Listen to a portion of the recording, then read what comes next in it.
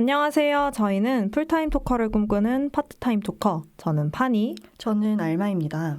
오늘 떠들어볼 주제는 스파이더맨 뉴 유니버스와 스파이더맨 어크로스 더 유니버스 시리즈입니다. 파트타임 토커는 스포일러를 포함하는 팟캐스트이니 작품을 아직 감상하지 않은 분들은 주의해주세요. 여러분, 지난번 시너스 편은 즐겁게 들으셨나요? 업로드되는 동안 너무 긴장되더라고요. 어떠셨는지 정말 궁금해요. 알마 댓글 보셨어요? 저 몇 번씩 읽었어요. 너무 좋아서. 너무 감사하게도 아껴 듣고 있다, 다음 편이 기대된다는 댓글을 달아주셨더라고요. 알림이 떠서 들어가 봤다가 안면 근육이 저릴 정도로 빵긋 웃었습니다. 첫 방송에 댓글 달리는 일 쉽지 않은데 정말 감사해요. 감사합니다. 앞으로도 많은 댓글 부탁드립니다. 네. 그나저나 파니, 벌써 5월이에요. 그러게요. 이제 봄은 그냥 스쳐 지나가는 계절 같아요. 5월의 대표적인 공휴일이 어제였어요. 무슨 날이었죠? 5월 5일, 어린이날이었습니다. 예. 저도 어린이였던 시절이 있었는데요. 오늘 주제가 애니메이션인 만큼 각자 어린 시절 좋아했던 애니메이션이 뭐였는지 말해볼까요? 좋습니다. 저는 타잔이랑 슈렉 1 비디오 테이프를 늘어지도록 보는 어린이였어요.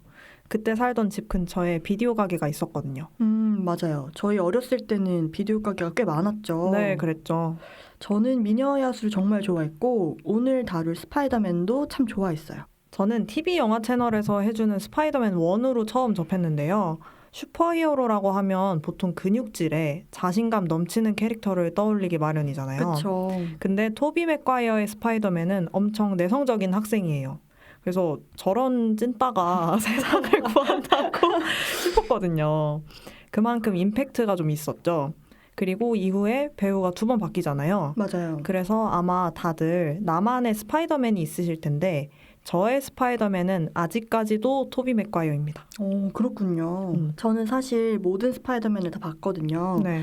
코믹스도 가끔 봐요. 너무 좋아해가지고 그 캐릭터 자체를 그냥 좋아하는 건데 그래서 누가 연기를 해도 비슷비슷하게 다 좋더라고요. 토비 맥과이어도 앤드류 가필드도 톰 홀랜드도. 근데 뭐 각각 특징들이 다 있어서 보게 되면 이 배우의 스파이더맨은 이런 게 좋군 하고 딱히 저의 스파이더맨을 찾지는 못했었어요. 근데 저는 마침내 찾았습니다.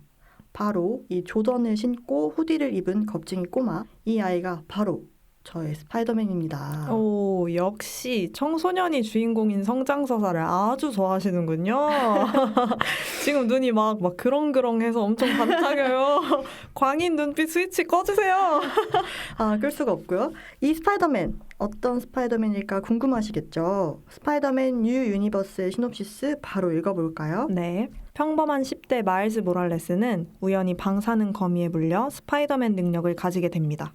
혼란스러워하던 마일스는 스파이더맨 피터 파커를 마주치게 되고 마일스가 자신과 같은 능력을 가지고 있음을 직감한 피터는 마일스에게 임무를 맡깁니다. 그 임무를 수행하던 중 다중우주, 그러니까 멀티 유니버스가 존재한다는 사실을 알게 된 마일스는 그 속에서 공존하는 모든 스파이더맨들을 만나게 되는데 스파이더맨 뉴 유니버스라는 제목에서부터 눈치채셨겠지만 여러 지구가 있습니다. 여기는 지구 1610B고요.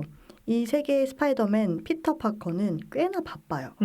브루클린도 지키고 캐롤 음반도 내고요. 맞아요. 이 세계관 캐롤 1장 누굴지 궁금합니다. 아무리 스파이더맨이라도 우리 머라이어 캐리 누님을 이길 수 있을까요? 못 이기죠. 네. 저는 7월부터 스트리밍 준비합니다. 그럼요. 자기소개를 마치고 피터는 이야기합니다. 아직도 스파이더맨인 게 너무 좋아. 저는 여기서 스파이더맨들이 가지고 있는 기본적인 선함이랄까요? 특유의 그 순하고 상냥한 성격. 그게 잘 보인다고 생각했어요. 그리고 약간 허당인 거. 그쵸. 약간 허당이면서 지치지 않고 선하잖아요. 스파이더맨은 아무래도 당신의 이웃이니까요. 그게 잘 느껴지는 대사인 것 같아요. 맞아요. 제가 알고 있는 슈퍼히어로 중에서도 가장 친근하고 옆집에 살고 있을 것 같아요. 약간 김장날이면 락앤락에 갓 담은 김치 좀 담아서 나눠주러 가겠죠? 그리고 피터를 소개하는 시퀀스에서 역대 스파이더맨 영화들의 명장면을 오마주했습니다. 스파이더맨 3에 다들 알고 계실 그 어둠의 댄스씬 나오고요. 스파이더맨 홈커밍에서 갈라진 유람선을 거미줄로 힘겹게 붙들던 장면도 나옵니다. 아, 맞습니다. 그런데 사실 이번 스파이더맨은 피터 파커가 아니라는 점. 오, 마일스 모랄레스입니다. 그렇죠. 스파이더맨을 전 좋아하다 보니까 이제 마일스 모랄레스라는 캐릭터는 알았거든요. 근데 이렇게 만나게 될 줄은 몰랐습니다. 그리고 제가 이렇게 사랑하게 될 줄은. 파니는 마일스 모랄레스를 처음 만났을 때 어떠셨나요?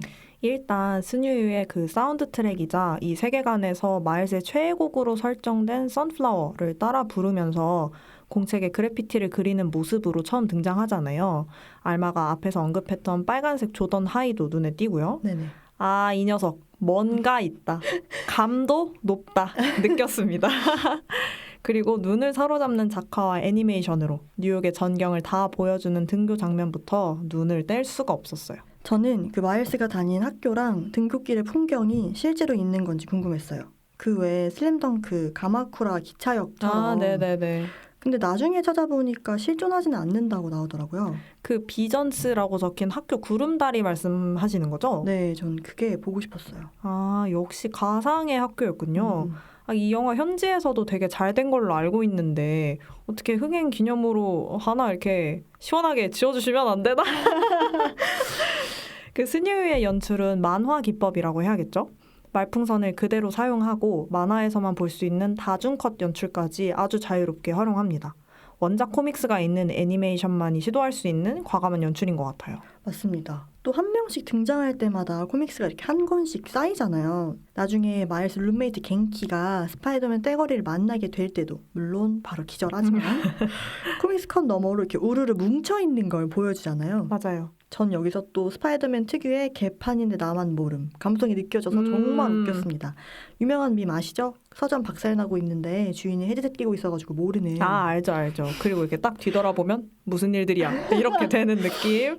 그 폭발하는 차 앞에서 셀카 찍는 그런 감성. 맞아요. 저도 되게 좋아하는 유머 코드예요. 스파이더맨 특유의 유머러스함이 스뉴유에도 그대로 살아있어서 좋더라고요. 경찰인 마일스 아빠 제프가 마일스를 경찰차에 태워서 학교에 데려다 줄 때 마일스가 사랑한다는 말 없이 내리니까 차량용 마이크에 대고 냅다 사랑한다고 말하라고 강요하잖아요. 학교 바로 앞이어서 애들이 다 보고 있는데. 이 장면 보면서 저는 그 꽃보다 남자에서 잔디 아빠가 잔디 신화고 데려다 줄 때 잘못 눌러가지고 세탁이 왔어요. 잔디네 세탁 이게 막 나오는 그 장면이거든요. 네네네. 그게 생각이 나가지고 근데 더 웃기더라고요. 와, 신화고라는 이름 그냥 완전 새까맣게 잊고 있었는데 알마 덕에 방금 생각났습니다. 배우들 이름만 잘 기억하시는 게 아니네요. 오, 그렇게 많은 걸 보고 들어도 한 번 감상한 미디어라면 놓치지 않고 기억하는 여자 리스펙합니다. 감사합니다. 마일스가 사랑한다는 말을 하지 않은 건 부모님의 뜻에 따라 브루클린 비전스 아카데미라는 소위 엘리트 학교에 다니게 된 게 불만이라서 그렇습니다.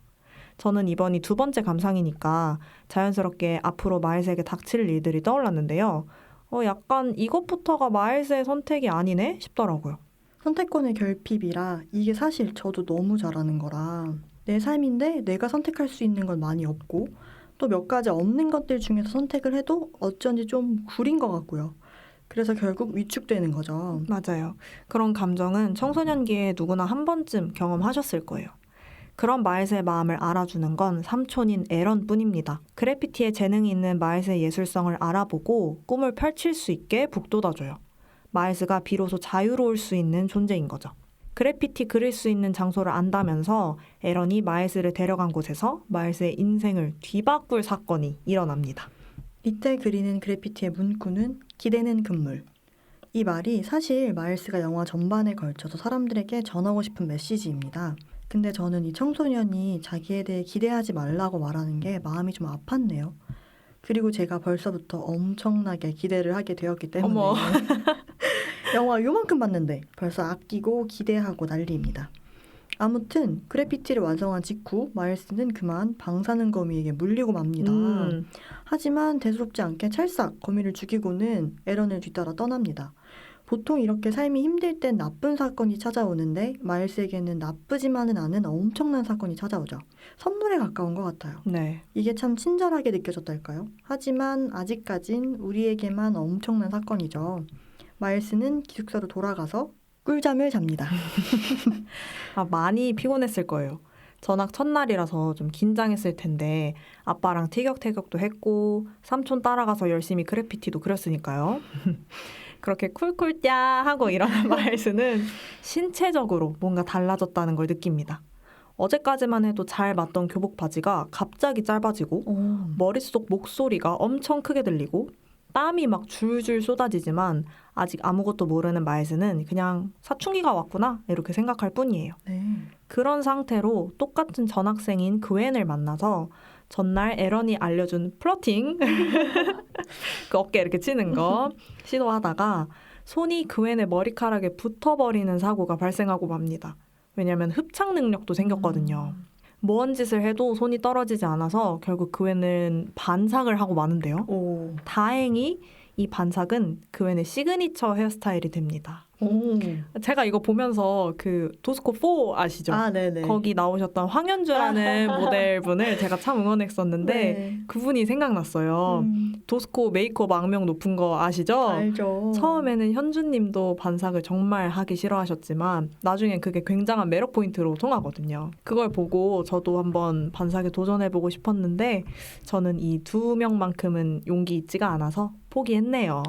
혹시 미련 남으신다면 제가 밀어드릴게요. 아닙니다. 저 이제 미련 없고요. 아, 네. 제 머리 좋습니다. 지금. 알겠습니다. 이날 마일스의 하루는 사춘기치고는 좀 혹독합니다. 겨우 쉬려고 돌아온 기숙사에서도 손바닥에 달라붙은 genki의 코믹스. 그런데 거기서 허둥대는 스파이더맨의 모습이 오늘의 마일스와 아주 똑같죠. 거기서 문득 마일스는 어제 자기 손등을 물었던 거미를 떠올립니다. 기억력 되게 좋아요. 거의 알마급인데요? 네, 장난 아니에요. 연결하는 게 이래서 오타쿠여야 합니다. 에런과 그래피티를 그렸던 그 터널로 다시 돌아가는데 어제랑 분위기가 사뭇 달라요. 오늘은 스파이더맨과 킹핀의 싸움이 한창이거든요. 휘말려 죽을 뻔한 마일스를 스파이더맨이 구해주게 되는데 둘은 눈이 마주자마자 찌릿! 스파이더 센스가 반짝합니다. 근데 이거 진짜 부럽지 않아요? 저도 이 공명 느껴보고 싶어요. 지금 광인 눈빛 스위치 다시 켜졌어요. 잠깐만. 곧 빔 나오겠어요. 물론 저도 그 찌릿 스파이더맨 센스 좋아합니다. 심지어 물결 모양으로 막 바쁘게 삐리삐리 움직이잖아요. 네네. 이것도 아까 제가 말했던 만화적 연출의 하나죠. 맞아요. 그리고 단순히 느낌표로 뜨는 것보다 이 연출이 더 좋은 것 같아요. 둘 다 고개를 갸웃하고는 너도 나랑 같구나 하고 느끼죠. 맞아요. 웹스윙을 알려주겠다고 약속한 피터는 또다시 지구를 지키러 날아갑니다. 하지만 싸움은 점점 더 격해지고 킹핀의 차원 이동기 때문에 뉴욕에는 한바탕 큰 폭발이 일어나요. 차원 이동기 작동을 멈추지 못하고 1대 다로 싸우던 우리의 스파이더맨 피터 파커는 결국 마동석 한 5명 삼킨 것 같은 킹핀의 내려치기 한 방에 목숨을 잃고 맙니다. 피터는 숨을 거두기 전 자신의 임무를 마일스에게 맡기는데요. 극중 스파이더맨들이 땅콩이라고 부르는 USB를 꽂아서 차원 이동기를 무력화하는 임무예요. 슬픔을 느끼기도 전에 킹핀의 부하인 프라울러가 쫓아오는 걸 겨우 따돌리고 일단 집으로 향합니다. 사건이 정리되고 엄마 리오에게 이사 가자고 묻는 마일스. 리오는 우리 가족은 도망치지 않는다고 대답합니다. 이 대사와 함께 이어지는 스파이더맨 피터 파커의 장례식에서 MJ의 추도사 대사를 제가 정말 좋아합니다. 네, 장례식에 가기 전에 스파이더맨 코스튬을 구매하러 가는데 점장이 스탠리예요. 맞아요. 판이는 이 장면에서 나온 대사가 인상 깊으셨다고요? 네, 그 결국엔 맞는단다라는 대사와 함께 사이즈 안 맞아도 환불 금지라고 쓰인 안내판을 보여주는데요.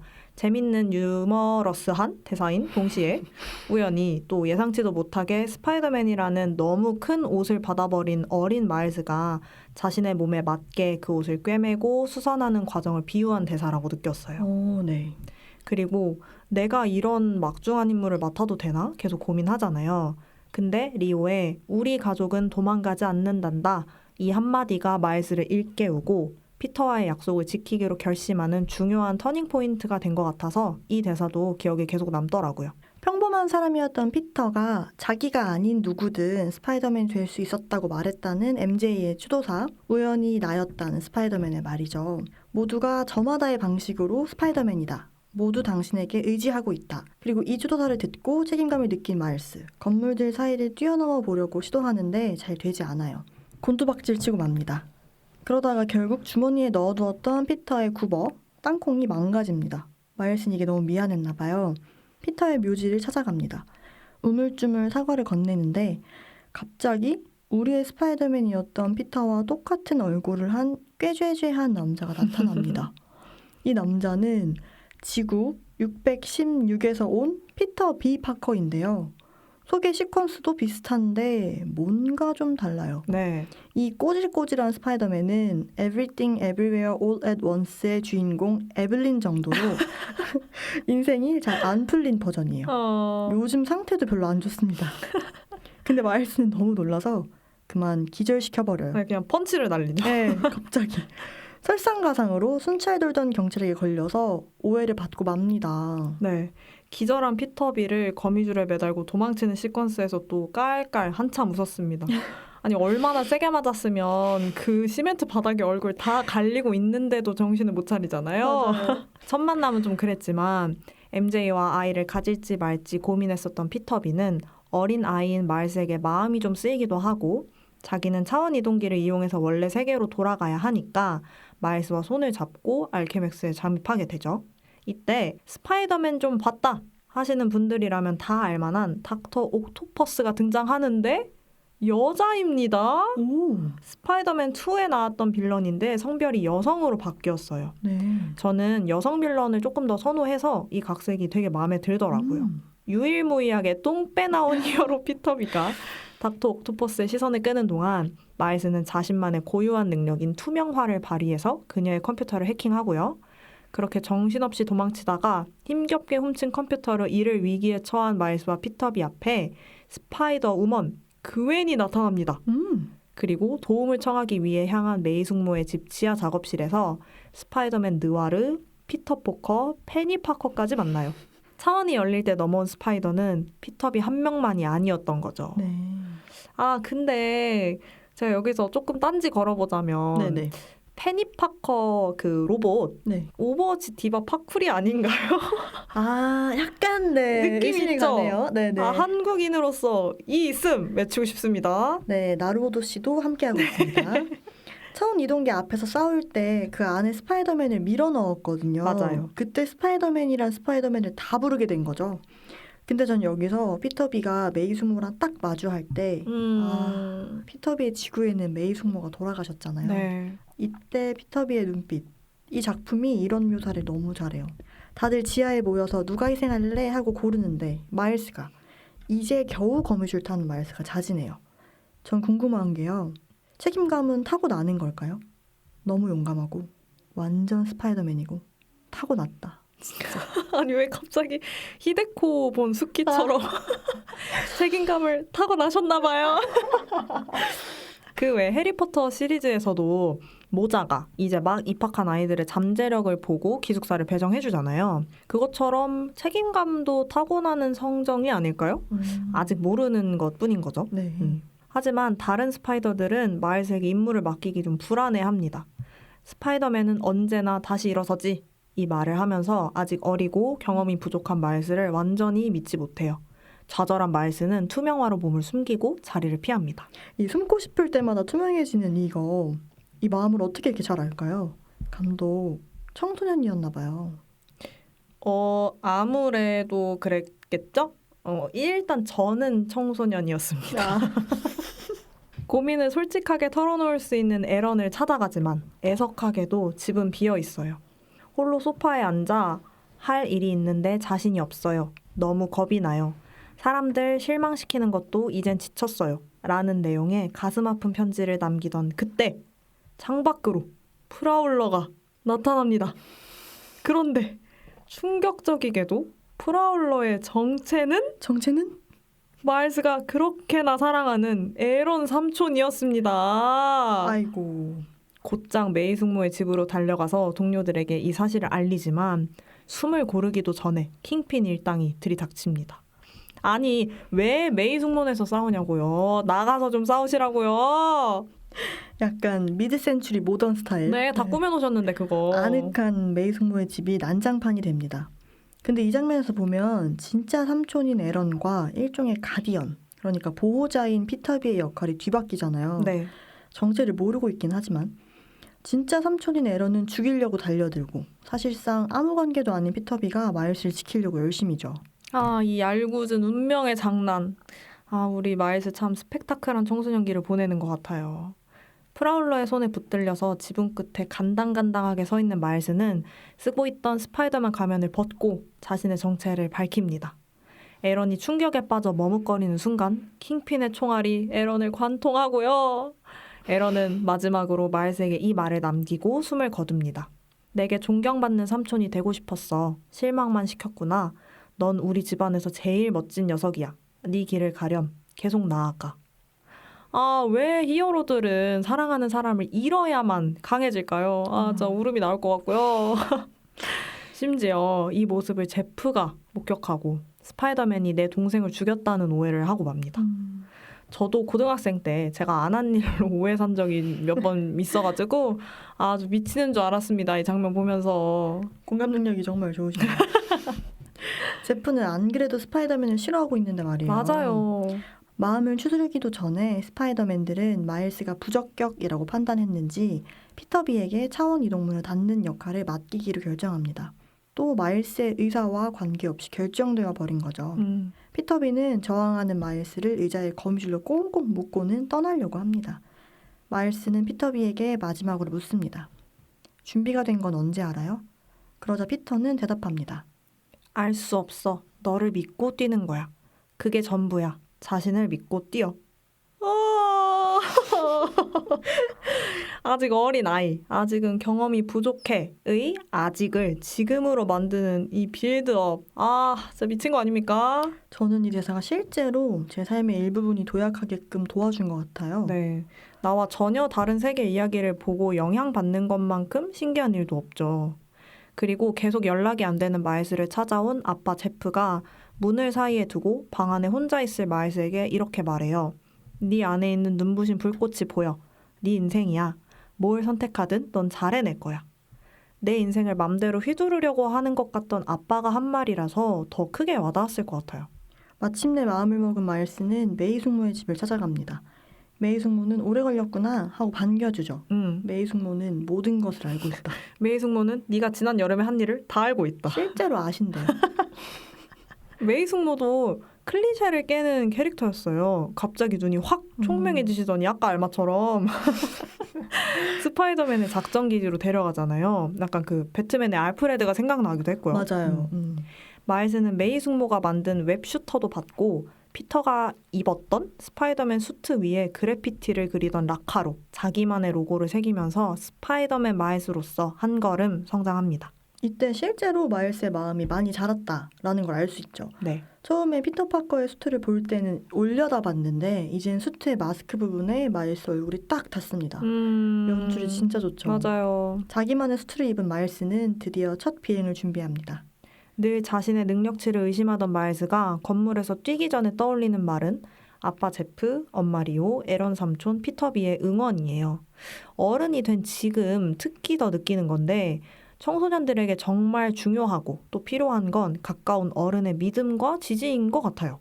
갈팡질팡 흔들리는 아이들은 세상을 다 아는 것 같은 어른들이 하는 말 한마디에 되게 많은 영향을 받으니까요. 저도 그랬고요. 청소년을 좀 믿어줘야 합니다. 네. 해내잖아. 그럼요. 뛰잖아. 그럼요. 세계무역센터에서 뛰어내리는 마일스. 이때 화면이 정반대로 뒤집혀서 꼭 마일스가 날아오르는 것으로 보이는데요. 실제로 각본에도 He is rising 이라고 써 있습니다. 그렇구나. 그는 떨어지는 것이 아니라 날아오른다 라고 말이죠. 근데 저는 이 장면에서 마일스가 손을 이렇게 뗄 때 그 건물의 외벽 유리도 같이 깨지잖아요. 맞아요. 마지막까지도 계속 겁이 나서 꽉 잡고 있었던 거죠. 저는 He is rising이라고 적힌 건 처음 알았어요. 안 돼. 저 지금 광인 눈빛 스위치 켜지기 직전이에요. 저 옮았어요. 그리고 이 장면에서 배경음악으로 What's up Danger가 나오고요. 노래 제목처럼 위험? 너 누군데? 덤벼! 인 거죠. 그리고 마일스를 주인공으로 한 코믹스 표지가 딱 나오면서 비로소 스파이더맨 마일스의 이야기가 시작됩니다. 이 장면 이야기 조금만 더 해도 될까요? 아유, 하세요. 저는 이 장면이 영화사 100장면에 꼭 들어가야 한다고 생각합니다. 오. 지금 머롤랜드 드라이브가 문제가 아니고요. 물론 훌륭한 영화지만 그럼요. 애니메이션만이 할 수 있는 장면이 아니었나 싶고요. 마일스가 뛰어드는 브루클린의 하늘이 이때 엄청 짙푸르잖아요. 네. 엄청난 바다 같고 그 품에 안기는 것 같고. 그리고 이 장면에서 그 트러스트 뱅크를 마일스가 훌쩍 뛰어넘거든요. 저는 순간 어쌔신 크리드라는 게임의 실외의 도약을 생각했어요. 아, 네네. 근데 실제로 피터비가 기숙사에서 자신을 믿고 뛰어라고 말해주는 대사가 한국어로 이렇게 번역됐을 뿐이지 영어로는 leap of faith. 그러니까 실제로 믿음의 도약이 맞대요. 아, 이게 키르케고르가 창안한 개념인데 신앙을 빗대어 설명하는 표현이라고 해요. 나를 다 던지는 거죠, 믿음에. 근데 저는 사실 키르케고르는 잘 모르거든요. 아, 네네. 그저 어쌔신 크리드를 알았기에 반가운 마음이 들었네요. 그런데 신에 대한 믿음과 히어로로서의 자기 능력에 대한 믿음이 도약이라는 온 몸을 내던진다는 이미지와 결합되니까 어쩐지 참 아름답죠. 역시 오타쿠는 삶에 도움이 된다. 많이 됩니다. 네. 자신을 믿기 때문에 뛸 수 있는 거죠. 추락처럼 보이지만 앵글을 180도 돌리면 비상이에요. 바닥으로 쭉 떨어지다가 높은 빌딩에 거미줄을 쏴서 하늘로 다시 올라가는 건 도약이고요. 네. 아, 이 장면의 쾌감은 정말 이루 말할 수가 없습니다. 각성한 마일스는 친구들에게 합류하고 차원 이동기 작동 저지를 도와서 스파이더들을 원래 세계로 보내요. 이때 피터 포커가 헤어질 때 또 만나요? 라는 거를 듣고 피터비가 뭐야 저거 표절 아니야? 이렇게 묻는데요. 이게 그 워너브라더스 애니메이션인 루니툰에 나오는 시그니처 대사래요.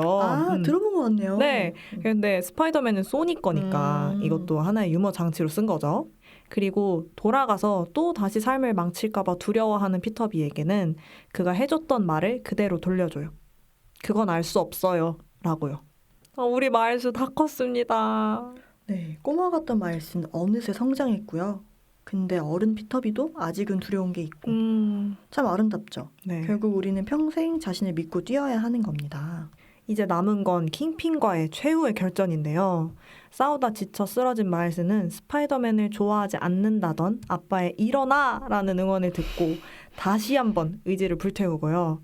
에런 삼촌이 알려준 어깨 터치 플러팅으로 킹핀을 제압합니다. 여기까지 오면서 영향받은 모든 것을 쏟아낸 거예요. 사람은 자기가 배운 것들의 총합으로 살아가는 거잖아요. 어린이가 어른이 되는 동안 다른 어른들은 자기 삶을 털어서 알려주죠. 앞으로 어떻게 살라고. 그걸 스파이더맨으로 표현하면 마일스 모랄레스일 것 같네요. 아, 부럽다. 아니 기특한 것도 맞는데 솔직히 부러운 마음이 드네요. 어떤 게 부러우신 거예요? 스파이더맨인 점? 아, 어른들에게 그렇게 좀 많은 것을 배웠다? 저도 되게 부럽습니다. 좋은 점을 쏙쏙 골라서 배웠다? 그렇게 마일스는 긴 여정 동안 어른들에게 배운 것을 관객들에게 돌려줍니다. 자기가 한 것처럼 여러분도 할 수 있다고요.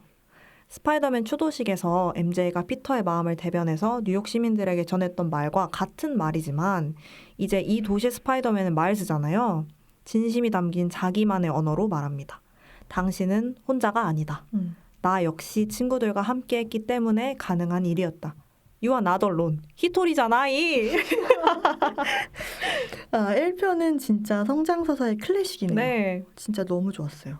2편에서는 또 어떻게 잘하죠? 그럼 판이 어크로스 더 유니버스 시놉시스 읽어주실래요? 성장통을 겪으며 지구 1610B에 새로운 스파이더맨이 된 마일스.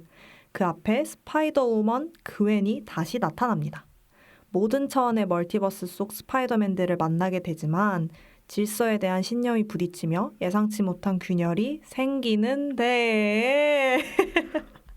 혹시 그 말투 미시는 건가요? 약간 개그맨 허경환님처럼 아, 좀 티났나요? 아, 저도 체급으로 그냥 밀고 나가보려고요. 모르는 척하기가 힘이 드는데 이 편은 시작부터 드럼 비트로 시작하죠. 그리고 아무래도 그웬의 이야기로 보는 게 맞을 것 같습니다. 네. 그웬의 소개로 시작하거든요.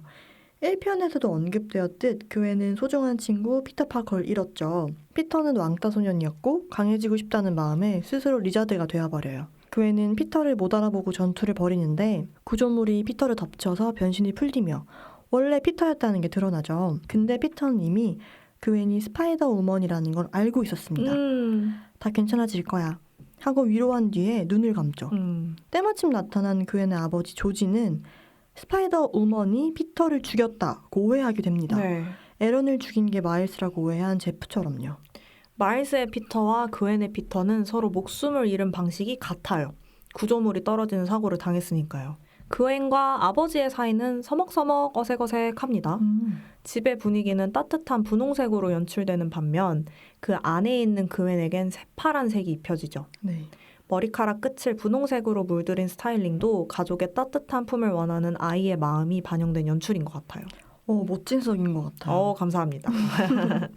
사실 원작 그외는 비주얼적으로 완전 다르거든요. 아, 그렇군요. 제 기억에 뭐 발레 하는 거나 드럼 치는 설정은 동일한데 여기 그외는 펑크 스타일이잖아요. 네. 눈썹 피어싱도 있고. 근데 원작 그외는 좀 더 그 어메이징 스파이더맨 시리즈의 그외는과 비슷한 스타일입니다. 아, 네. 스파이더 그외는 트레이드마크인 머리띠도 원래 하거든요. 머리띠? 네. 이걸 과감히 버리고 캐릭터성을 살리는 모델링을 택한 게 참 멋진 결단력이네요. 그리고 이 설정 가져가면서 아빠랑 포옹하면 그웬 세계가 마젠타빛으로 변하는 것도 정말 좋아요. 근데 이 그웬의 세계에 갑자기 날개 달린 남자가 등장합니다. 저번 주 그 불타는 남자 이거 마음에 드셨나 봐요. 알마도 모모한 남자 약간 미시는 것 같은데요. 저도 약간 위기감을 느껴가지고. 우리 서로 이런 거에 위기감 느끼고 네. 막 욕심내고 발전하는 거죠. 좋습니다. 이 날개 달린 남자는 벌처란 닉네임의 빌런입니다. 뉴욕 구겐하임 미술관에 등장해서 미술관을 쑥대밭으로 만들어놔요. 그런데 그웬이 알고 있던 벌처가 아니라 르네상스 시대의 벌처였어요. 오. 이탈리아어를 구사하면서 날개를 펄럭일 때마다 종이 부스럭대는 소리가 들리기도 합니다. 약간 편견 아닌가요?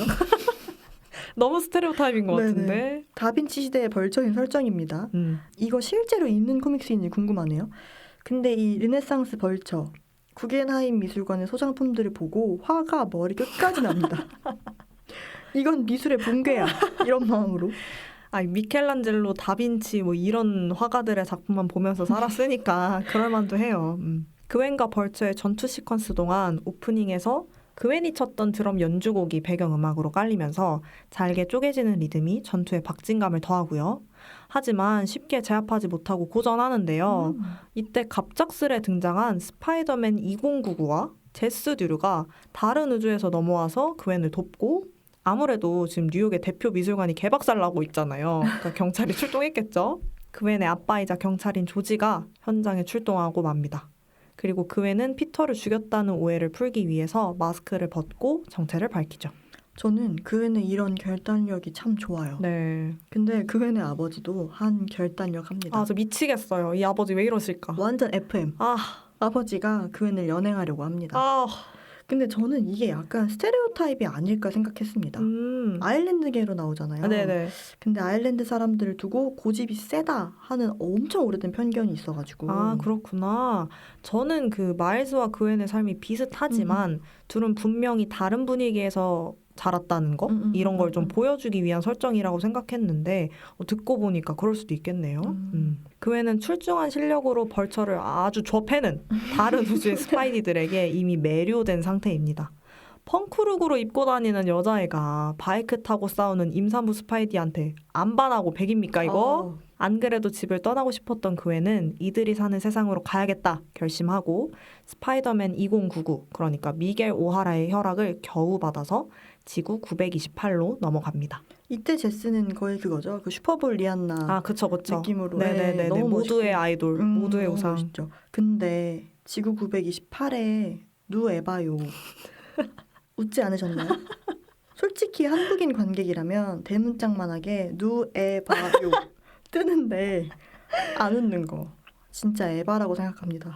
누에바역이라서 에바다? 이 유머 대결 진짜 미치겠네. 이거 찾아보니까 실제로 칠레 산티아고에 누에바역이라는 이름의 거리가 있대요. 거기서 따왔는지는 모르겠지만 일단 그렇다고 합니다. 그리고 영화는 다시 마일스의 이야기로 돌아가요. 베이비 파우더 광고도 하고 뉴욕 시민들도 구하고 약간 인플루언서랑 슈퍼히어로 투잡을 병행하는 느낌이에요. 이게 젠지 히어로인가 봐요. 날차 마시고 약간 그런 거죠. 에코백 메고 다니고. 네. 오늘은 그럴 시간이 없고 부모님과 함께 받는 진학 상담에 참석해야 되는데 뉴욕은 바람잘 날이 없죠. 편의점에서 만난 스팟이라는 빌런을 상대하게 됩니다. 스팟은 알케맥스의 전 연구원이자 마일스를 문 다른 차원의 거미를 불러온 장본인이자 마일스와 피터비가 닥터 옥토퍼스로부터 도망칠 때 마일스가 던진 베이글에 맞은 직원이기도 해요. 차원 이동기가 폭발할 때 현장에 있었던 탓에 얼굴을 잃고 온 몸에는 반점이 생겨서 직업, 친구, 가족을 모두 잃었고요. 이 몸에 있는 반점이 포탈이라서 그 포탈을 통해 공간을 이동하는 능력을 가졌습니다. 근데 스팟은 날 이렇게 만들어 놓고 제대로 된 빌런 취급도 해주지 않는다면서 마일즈에게 분노를 막 내뿜어요. 이분 정체성이 되게 많으시거든요. 네. 전 연구원, 뭐 장본인 되게 많은데 요즘 네. 사회인들 다 엔잡러니까. 정체성 굉장히 많으신데 전 이분 사실 하나도 전혀 기억나지 않았습니다. 어떡해. 네, 근데 야망이 장난 아니에요. 자기가 스파이더맨의 네메시스라고 주장하죠. 네. 근데 스파이더맨의 숙적이라기엔 멘탈이 좀 약한 것 같아요. 너무 약해. 원래 스파이더맨은 약간 깐죽거리고 그쵸. 상대를 존중하지 않아서 이거에 긁히면 네메시스를 못할 텐데 마일스는 지금 마음도 급한데 이 빌런 너무 서툴러요. 그래서 대충 묶어두고 얼른 상담하러 갑니다. 근데 여전히 청소년이잖아요. 그 말은 내 마음대로 선택할 수 있는 게 없다는 듯. 부모님과 함께 사는 브루클린이 아니라 뉴저지에 있는 대학에 간다고 했다가 반대에 부딪힙니다.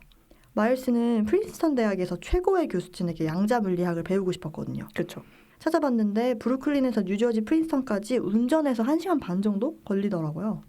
제가 경기도민이라서 그런가? 그 이동 시간에 대한 개념이 다른 분들하고 좀 다르긴 한데요. 미국에서 1시간 반 정도면 괜찮은 것 같은데. 동네 정도? 네, 그냥 보내주시지. 거기 기숙사도 있을 텐데. 그렇죠. 어떻게 된 일인지 기술도 좋게 탈출한 스팟 때문에 아빠 제프와 스파이더맨 마일즈가 함께 출동합니다. 마일즈에 대한 자격지심과 열등감이 폭발한 스팟은 마일즈에게 달려들다가 포탈에 자기 다리가 빠지게 되고요. 탈출하는 과정에서 또 자기 엉덩이를 걷어차는 바람에 포탈에 빠져서 사라져버리는 이 어처구니 없는 상황이 연출되고 말아요. 뭐 어찌 됐든 간에 상황은 마무리가 됐으니까 제프랑 스파이더맨은 퇴근 후에 스몰 토크를 나누는데요. 제프는 당연히 스파이더맨이 어른이라고 생각할 거 아니에요. 그렇죠. 그래서 우리 애 요즘 사춘기인 것 같은데 내가 부모로서 어떻게 해야 우리 아이를 바른 길로 인도할 수 있을까? 진짜 모르겠다라는 양육 고민을 털어놓습니다. 마일스는 이게 당연히 자기 이야기인 건 알지만 아빠가 진심으로 고민하고 있다는 걸 느끼고 아이에게 자유를 주면 어떻겠냐는 진심 어린 조언을 해요. 그게 본인이 바라는 거니까요. 1편에서도 스파이더맨 수트 입고서야 아빠를 꼭 안아주잖아요. 네. 마일스는 자기 페르소나가 생겨야 솔직해질 수 있나 봐요. 진짜 너무 사랑하는데 마일스 모랄레스 자체로는 말이 도저히 안 나오나 봐요. 아빠 진급 축하 케이크를 사가야 되는데 하고 싶은 말은 너무너무 많고요. 레터링이 모자라서 결국 케이크 2개를 들고 가는데 그 사장님 표정이 네. 그만 좀 해라. 약간 자리 없어요. 이 와중에도 브루클린 엉망입니다. 바빠요 지키느라. 막 고슴도치 옷 입은 사람 나오고 결국 케이크가 막 이리저리 흔들려서 레터링 글자 다 지워지고 안 자랑스러워 먼 남죠. 네. 아빠의 기쁜 날에 마일스 가족은 결국 말싸움도 벌이게 됩니다. 약간 개그씬이기도 해요. DJ가 눈치 보면서 왁기왁기왁 하다가 점점 소리를 막 올리죠. 그 파티에 있는 모든 사람들이 눈치 보잖아요. 약간 시라트처럼. 술도 제대로 못 마시고. 네. 아이를 제대로 교육하려는 부모님과 방목형을 원하는 아들 마일스의 말싸움 장면 진짜 너무 웃깁니다.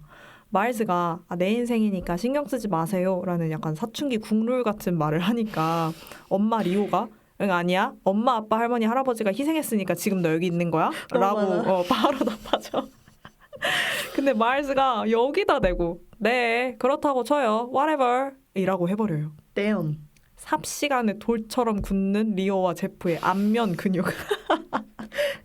결국 마일스는 외출 금지령을 받습니다. 내 인생 내가 알아서 살겠다는 말이나 외출 금지령이나 사춘기 시절에 부모님과 하는 말다툼의 엔딩은 국가를 불문하고 다 똑같구나 느꼈어요. 저도 사춘기 때 좀 신경 쓰지 말라는 말을 많이 했거든요. 한편 외금령을 받고 잔뜩 심통난 마일스의 방에 안 그래도 보고 싶었던 그웬이 불쑥 찾아옵니다. 둘은 뉴욕의 빽빽한 빌딩 숲을 자유롭게 휘저으며 웹스윙을 하기도 하고요. 높은 빌딩 꼭대기에 거꾸로 매달려서 외로움에 대한 이야기, 또 부모님과 관련된 고민을 나누기도 해요. 어른의 시선으로 봤을 때 마일스와 그웬은 조금 비뚤어진 아이들이잖아요. 그러니까 안전한 트랙이 있는데 자꾸 그 트랙 옆에 있는 자갈밭을 맨발로 뛰어다니려고 하니까요. 그런 아이들이 세상을 거꾸로 바라보면서 이야기를 나누는 연출이 정말 좋더라고요. 맞아요. 이 둘은 서로한테 너무 필요한 친구잖아요. 네. 둘만 아는 방식으로 세계를 공유하니까. 또 둘이서만 할 수 있는 게 너무 많고 설명하지 않아도 다 알고요. 네. 남들이랑 다르게 거꾸로 매달려서 세계를 바라보는 둘. 근데 저도 제 친구들이랑 울고 웃을 때 늘 이런 기분인 것 같아요. 그리고 저 이 장면에서 나오는 배경음악 진짜 좋아합니다. 도미닉 파이크의 모나리자. 모나리자라는 제목의 곡들은 다 명곡인가 봐요. 엠블랙의 모나리자도 그렇고 조용필 선배님의 모나리자도 그렇고 다 아시죠 이 곡들? 아, 네. 저는 알마처럼 이 둘은 서로를 이해할 수 있는 건 서로뿐이구나 라고 느낀 동시에 사랑하는 베프가 나만의 친구가 아니라는 사실을 깨달을 때 느끼는 잊고 있었던 소외감과 상실감이 떠오르기도 했어요. 아, 이거 진짜 속상하죠. 네. 그리고 이 둘은 어딘가에 계속 속하고 싶어해요. 그웬이 엔딩에서 제대로 된 밴드를 못 찾았어. 그래서 내가 만들기로 했어. 오랜 친구들과 라고 말했던 것도 그렇고 마일스는 나중에 나올 캐릭터인 파비가 우주를 넘나드는 시계를 6개월 만에 받았다고 하니까 엄청 놀라면서 나도 어딘가에 속하고 싶어 라고 말하잖아요. 미겔과 제스 이야기를 막 늘어놓는 그웬한테는 야, 너 내가 모르는 말 하지 마. 막 이러기도 하고요. 청소년기엔 친구 그 자체가 자신이 속한 하나의 사회잖아요. 딱 그 시기에 겪을 수 있는 친구 관계 어려움이 여실히 드러나는 장면이었어요. 근데 이 장면 끝나고 리오가 이제 그웬한테 마일스 보내줄 때 네. 너의 그 어린 소년을 잘 챙겨주라고 하잖아요. 자기는 늘 그 소년을 걱정하고 케어했다고. 전 이걸 들으면서 아, 우리는 각자의 어린이를 지금 잘 챙겨주고 있나 살피게 됐습니다. 저는 이런 청소년 애니메이션 보면서 제 안의 어린이를 챙겨주고 있습니다. 아, 네. 잘하시고 계십니다. 감사합니다. 네. 엄마 눈에는 아직 아기인 아들을 세상에 내놓는 마음인 거겠죠. 한편 그 애는 정작 지구 616b로 넘어온 목적이었던 스팟을 놓치는 실수를 하고 마는데요. 제스가 얘, 너 이럴 줄 알았다. 너 정신 안 차리니? 이렇게 다그치니까 그 애니 평생 실수 안 해봤어요? 가까웠던 사람도 없고? 이렇게 물어봐요. 그랬더니 제스가 있었지. 하지만 다 잊었어. 라고 답하는데 너무 무서운 거예요. 저도 이제는 어른인지라 이해가 안 되는 건 아니지만 내가 우러러보던 우상한테 그런 말을 들으면 너무 두려울 것 같아요. 그웬을 따라 마일스는 지구 5101 문바튼으로 옵니다. 문바이 플러스 맨해튼이에요. 무슨 영국인들이 여기로 이주시켰다 그런 설정이래요.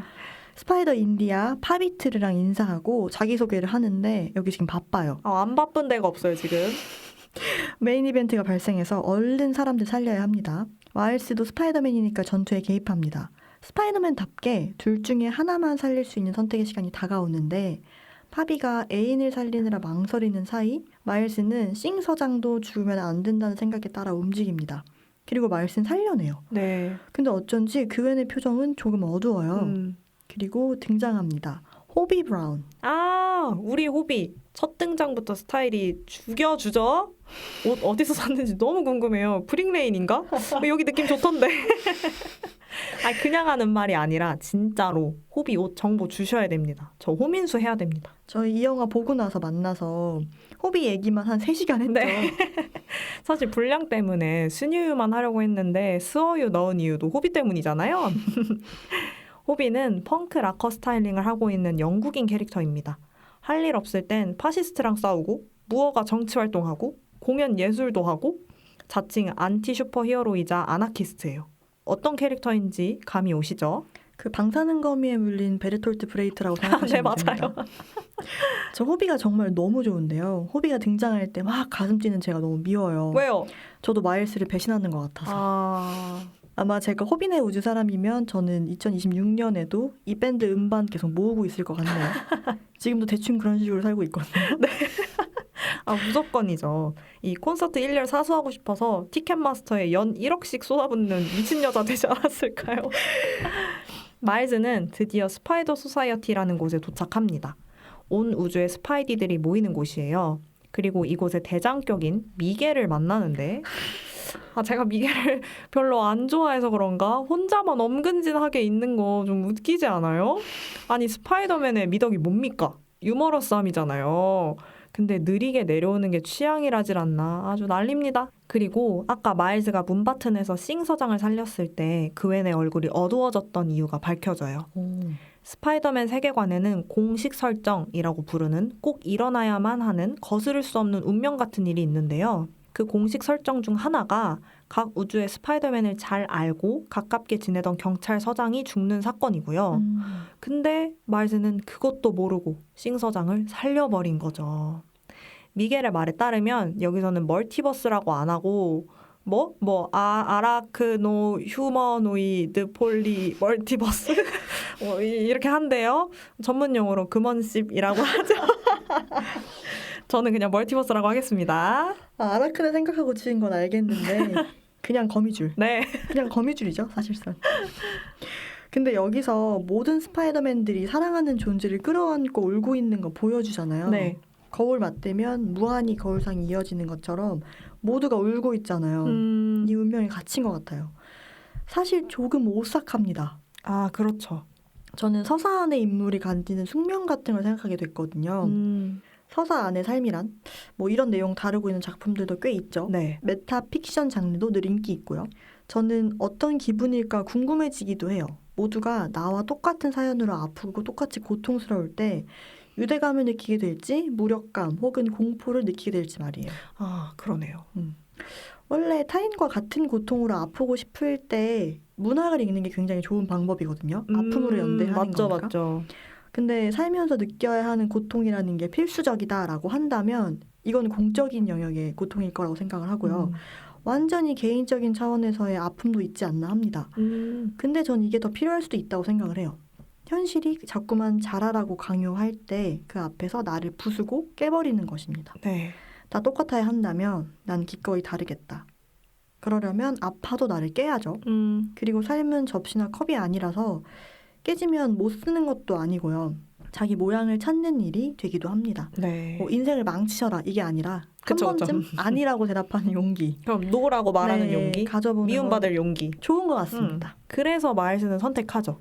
그게 내 운명이라면 나는 운명의 모양을 바꾸겠다고요.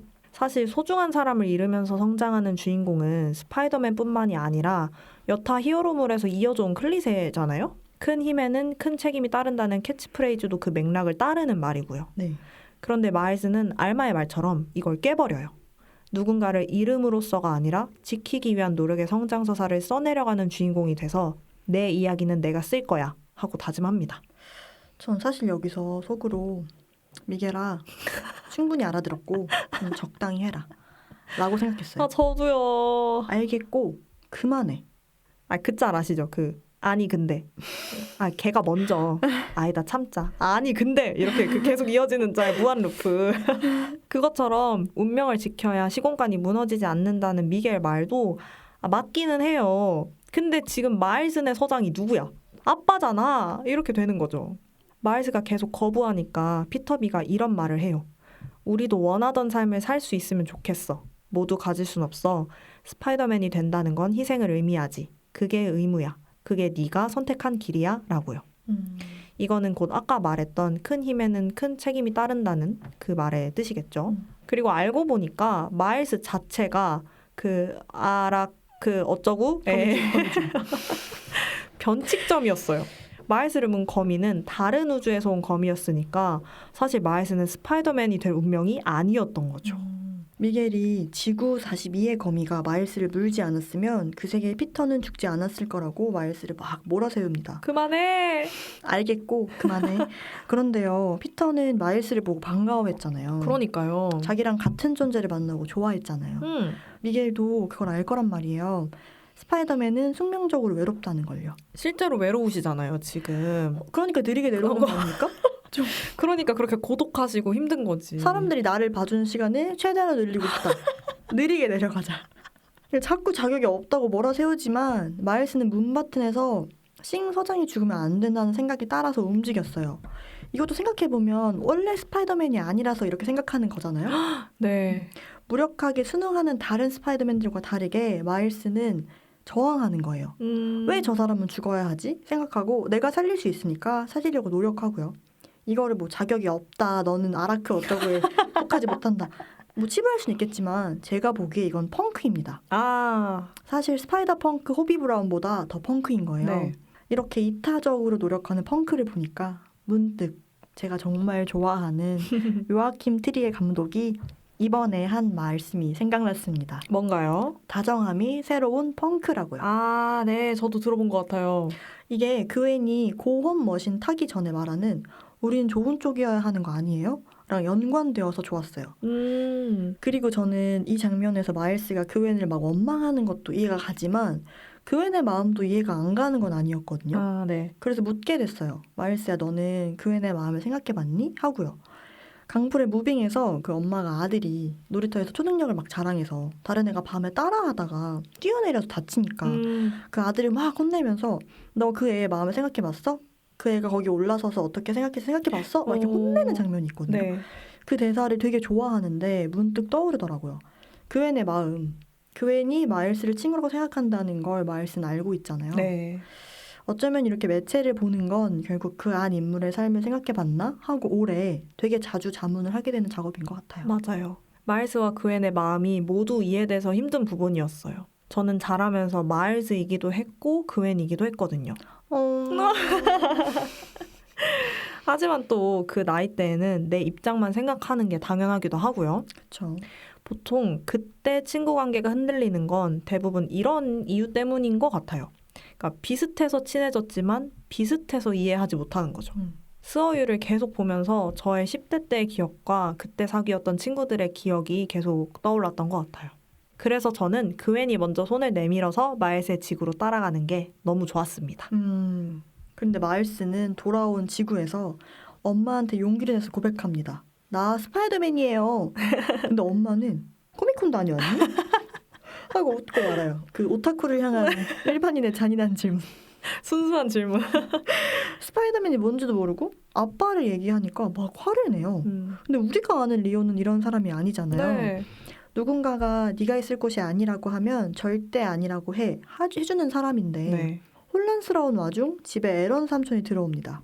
마일스는 에런 삼촌을 보자마자 꼭 안아요. 이 마일스, 우리 마일스 맞습니다. 정품 마일스 맞습니다. 얼마나 보고 싶었겠어요. 자기 눈앞에서 죽었는데. 애기예요, 애기. 근데 아까 엄마 아빠가 좀 이상했던 것처럼 에런 삼촌도 뭔가 좀 다릅니다.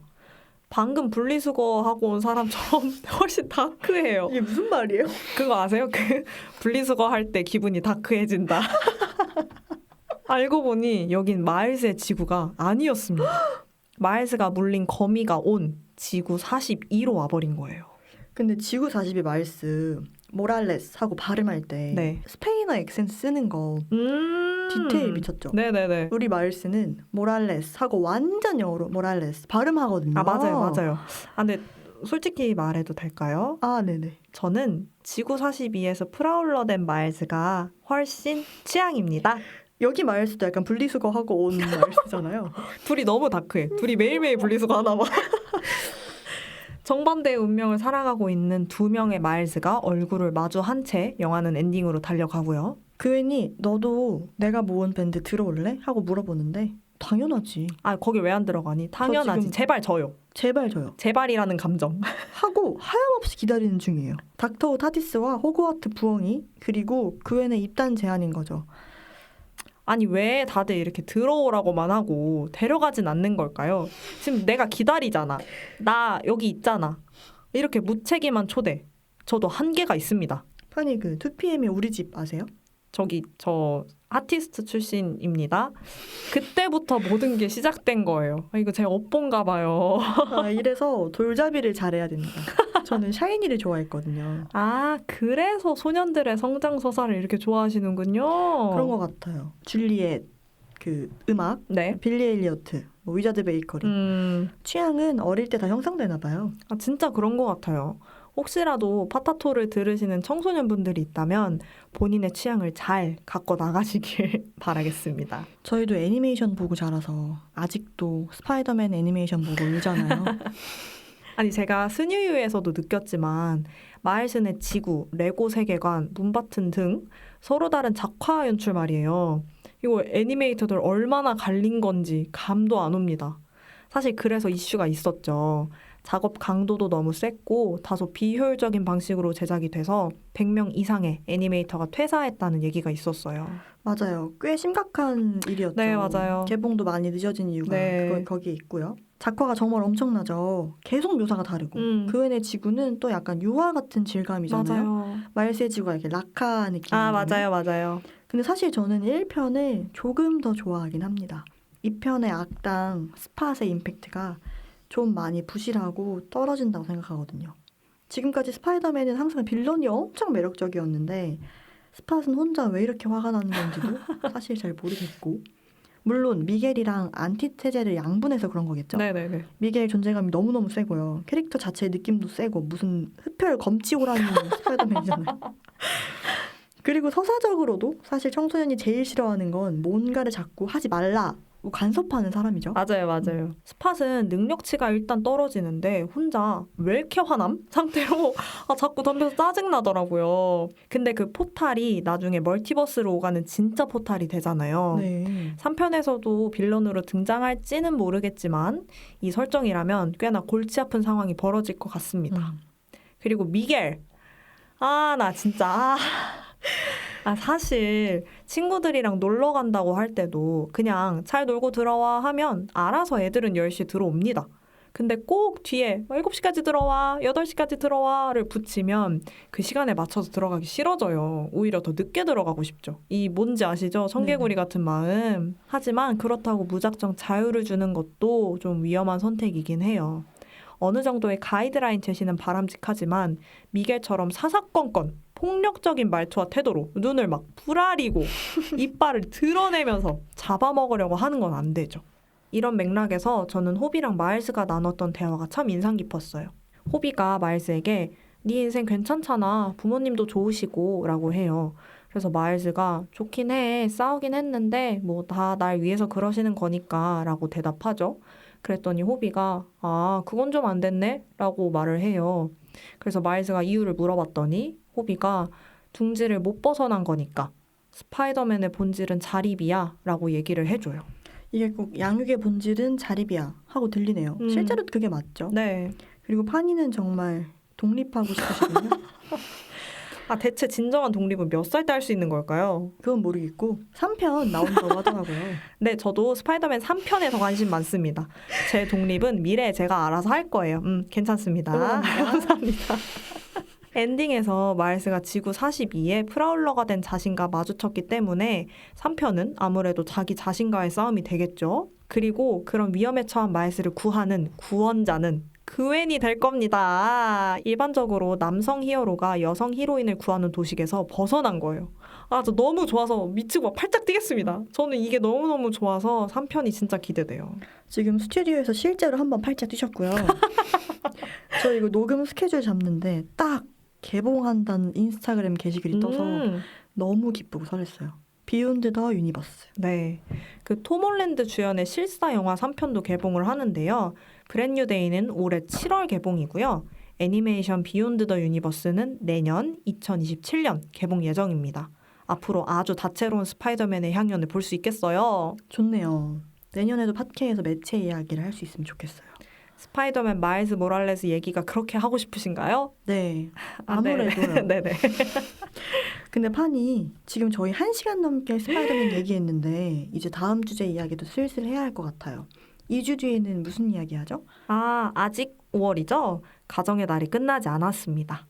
우리 청소년 아들, 딸들의 이야기 했다면 엄마, 아빠 이야기도 해야겠죠? 네. 그래서 저희가 준비한 영화는 바로 노아 바움백의 결혼 이야기입니다.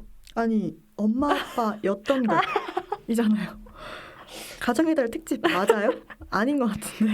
저 사실 유전하고 싶었는데 참았어요. 알마가 공포영 못 보신다고 해서. 가정의 달 이야기 맞네요. 네네. 역체감이. 네, 그쵸. 결혼 이야기가 훨씬 낫죠? 저 잘 골랐죠? 네네. 네, 얼른 칭찬해 주세요. 칭찬. 감사합니다. 그럼 다음 주도 기대해 주시고요. 저희는 2주 뒤에 또 떠들러 오겠습니다. 5월 20일에 만나요.